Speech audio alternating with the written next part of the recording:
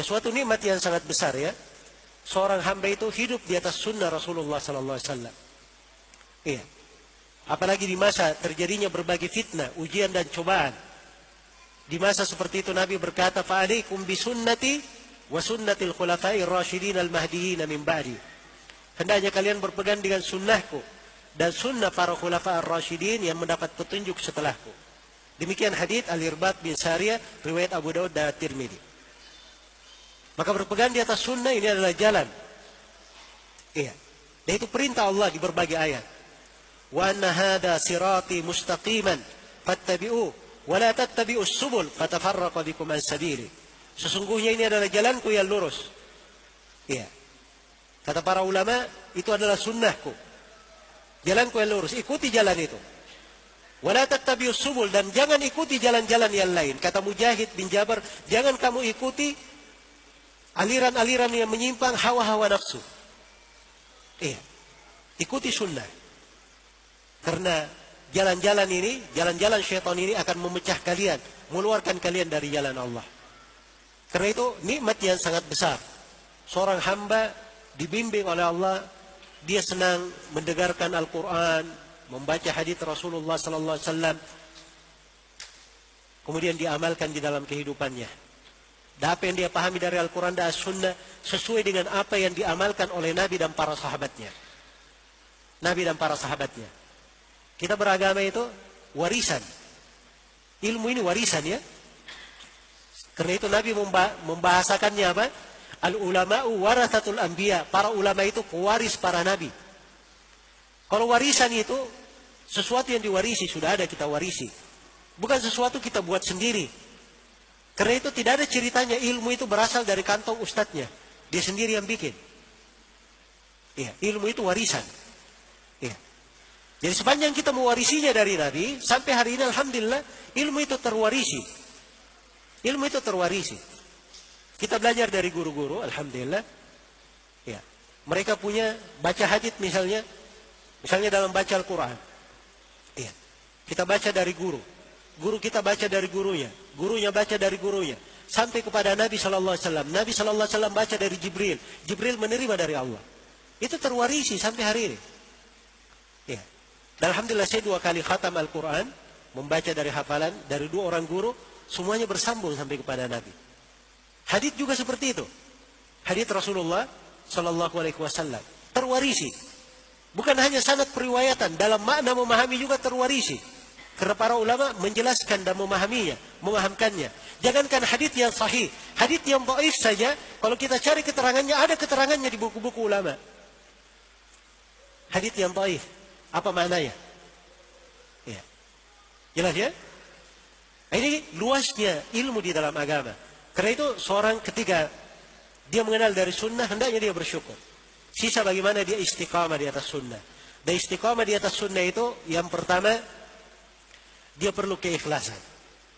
Yang kedua, dia selalu berdoa, memohon kepada Allah Subhanahu wa ta'ala. Memohon dengan tulus, sungguh-sungguh. Dia meminta kepada Allah, ya muqallibal qulub, tsabbit qulubana ala ta'atika wa dinik. Ya Allah yang membolak-balikan hati, kuatkan hati-hati kami di atas agama dan ketaatan kepadamu. Itu kan doa yang banyak dibaca oleh Nabi, sebagaimana dalam Sahih Muslim. Iya. Di dalam hadits yang lain, Nabi mengajarkan doa yang panjang. Yang beliau katakan bahwa doa ini itu lebih berharga dari perbendaharaan emas dan perak. Allahumma inni as'aluka ats-tsabata fil amr wal 'azimata 'ala ar-rusyd, dan seterusnya ya sampai akhir doa. Ya Allah, sesungguhnya saya memohon kepadamu keteguhan di atas perkara. Ya Allah, sungguhnya saya mohon kepadamu kekukuhan di atas petunjuk. Ya, kita selalu memohon kepada Allah supaya dikuatkan. Kemudian yang ketiga, supaya seorang itu istiqamah, dia selalu bertobat dan beristighfar. Banyak bertobat dan beristighfar. Kita tidak ada yang luput dari dosa dan kesalahan. Jangan ada yang merasa dirinya tidak ada dosanya. Kalau dia merasa dirinya tidak ada dosanya, ini orang yang tertipu oleh dirinya sendiri, ditunggangi oleh syaitan. Namanya manusia itu selalu ada dosa dan kesalahan. Selalu ada dosa dan kesalahan. Maka kita memperbanyak tobat dan beristighfar. Dan ini sebab istiqamah. Kemudian yang keempat, seorang gemar mempelajari ilmu agama. Sebab kapan dia paham ilmu agama, maka ini adalah sebab yang membuat dia istiqamah. Membuat dia istiqamah. Karena ajakan syaitan dari arah syubhat dan syahwat, itu semuanya bisa dia hadapi dengan mempelajari ilmu agama. Kemudian yang kelima, supaya seorang itu bisa istiqamah di atas jalan, dia memilih teman-teman yang baik, kawan-kawan yang salih. Ya, kawan-kawan yang salih itu penting ya. Ya, kita bergaul saja kita dapat manfaat. Kan begitu? Nabi bahasakan kawan yang salih itu di dalam sebuah hadis yang diriwayatkan oleh Al-Bukhari dan Muslim dari Abu Musa Al-Asy'ari radhiyallahu anhu. Beliau bersabda, "Matsalul jalisi as-salih wal jalisi as-su' kahamilil miski wa nafihil kir."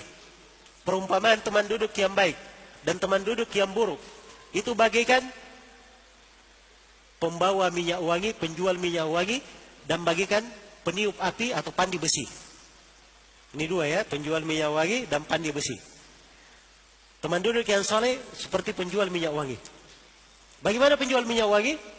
Amma hamilul misk, imma ayyabta'ak, wa imma ayyahdiyak, wa imma an tajida minhu rihan tayyiba. Adapun penjual minyak wangi, mungkin saja minyak wangi dia jual. Nih, baik ini minyak wangi milik kamu beli saja. Nah, kita beli, kita bayar memang. Tapi subhanallah, saya harum. Kan begitu? Kalau tidak, mungkin kita lewat di depannya, karena di sekitarnya dia penjual minyak wangi. Sini, coba minyak wangi saya. Masya Allah. Dapat gratis. Kalau tidak diberi juga, paling tidak dia berada di sekitarnya. Baunya bau apa? Wangi baunya. Kan begitu? Ya, mungkin kalau penjual minyak wanginya kentut pun tidak tercium bau kentutnya. Karena di sekitarnya apa? Minyak wangi. Ya, kita mencium bau wangi. Itu teman duduk yang salih. Kita duduk dengannya di waktu sholat, dia pergi sholat. Kan begitu? Ketika dia duduk, dia tidak bergibah, mencela, memakan daging saudaranya. Dia tidak berbicara hal yang diharamkan. Bicaranya yang bagus. Ini teman duduk yang salih. Ya, kita dapat manfaat sekedar duduk saja dengannya. Sekedar duduk saja dengannya. Ada teman duduk yang jelek, itu bagaikan peniup api. Pandi besi. Bagaimana pandi besi itu? Pandi besi itu, dia tiup api ya, supaya apinya berkobar, menyala. Salah sedikit, ada angin, belok apinya, kamu bisa terbakar. Ya kalau tidak, orang yang berada di sekitar api, kira-kira bagaimana rasanya? Sejuk atau tidak? Tidak sejuk. Itu teman duduk yang tidak saleh. Ya, karena itu mencari teman duduk itu penting. Senang hadir di majelis-majelis ilmu, majelis-majelis taklim. Ya, senang dengan orang-orang yang rajin ke masjid. Kelihatan padanya dari zahir ibadah. Ini hal yang baik.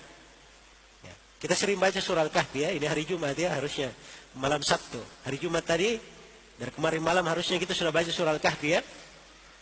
Di surah Al-Kahfi itu kan ada kisah Ashabul Kahfi. 7 orang anak muda ditambah dengan anjingnya. Ditidurkan oleh Allah di dalam gua. Berapa lama ditidurkan? 309 tahun. Tanpa makan dan minum, tertidur. Tidak ada yang berubah dari jasadnya. 300 berapa? 9 tahun. Yang uniknya, anjingnya juga ikut tertidur.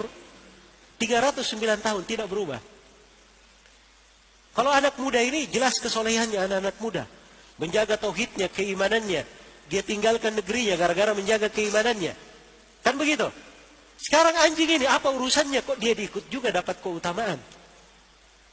Ikut ditidurkan 309 tahun. Kata para ulama, karena dia berkawan dengan orang-orang saleh. Ya, berkawan dengan orang-orang baik. Karena itu berkawan dengan orang-orang baik itu banyak manfaatnya. Baik. Jadi ini terkait dengan sebab-sebab istiqamah. Wallahu ta'ala alam.